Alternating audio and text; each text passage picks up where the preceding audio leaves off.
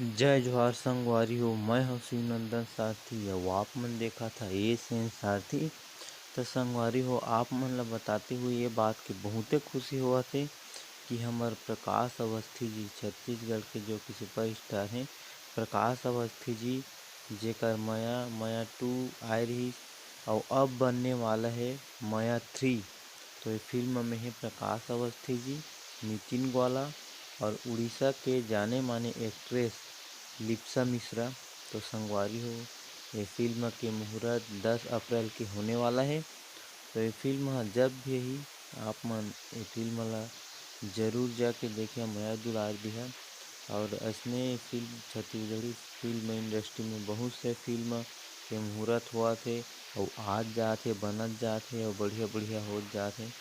तो संगवारी हो, माया 3 10 अप्रैल के मुहूर्त है और ये फिल्म के बारे में और आप मन ला जानकारी दिया जाही।